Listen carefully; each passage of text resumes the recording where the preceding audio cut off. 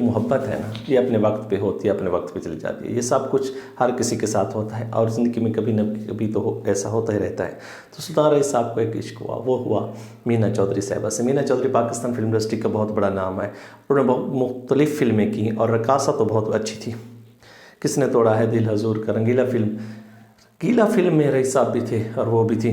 तो इस फिल्म के दौरान, गाना की अक्सबंदी के दौरान रईस साहब को उन पर दिल आ गया। ये बात किसने बताई? मैं अपने अंदर से बात नहीं कर रहा कि बस ऐसी वीडियो बना ली, नहीं। मल्लिक हीरा जो आजकल बड़े वायरल हैं, पाकिस्तान फिल्म इंडस्ट्री में काम कर चुके हैं, आजकल बहुत सारी बातें करते हैं कि इस तरह हुआ, बहुत सारी कहानी सुनाते हैं, कभी किसी के खिलाफ, कभी किसी के खिलाफ, और कभी असल वाक़यात भी सुनाते हैं। तो सबसे पहले हमारे चैनल को सब्सक्राइब कर दीजिएगा और अपनी मोहब्बतें दीजिएगा। जिस तरह आपने उस चैनल पे अपनी मोहब्बतें दी और इस नए चैनल पे भी अपनी मोहब्बतें दीजिएगा और चैनल को सब्सक्राइब कर दीजिएगा।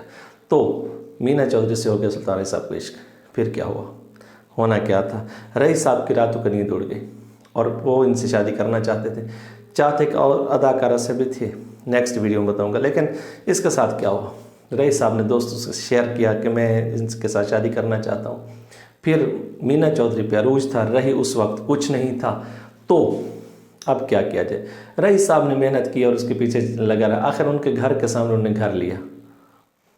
जब जहाँ पे उनका घर था, कोठी थी, उनके सामने आपने एक नई कोठी बनाई और पहली यही कोठी थी जो मीना चौधरी के घर के सामने ली। बाद में वो घर चलता रहा। फिर वो ऐसे होता है कि बहुत अरसा वो उनके पीछे लगे रहे लेकिन कामयाब ना हो सके।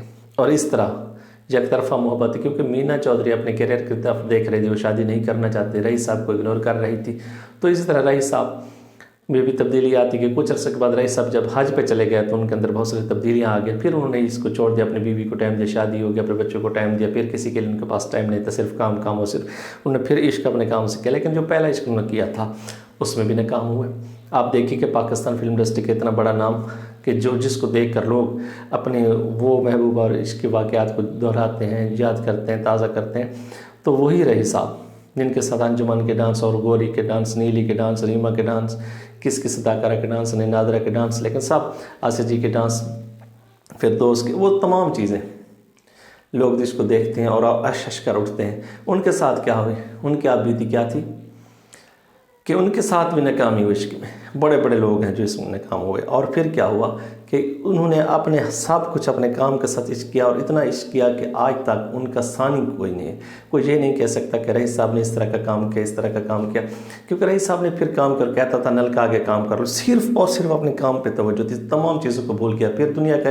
लेकिन ये बात एक अच्छी आपको बताता चलूँ कि जब तक किसी का दिल ना टूटे उस वक्त तक अच्छा इंसान नहीं बन सकता। आप क्या मेरी इस बात से मुत्तफिक हैं? आपकी राय क्या है? आपने ज़रूर बताना है।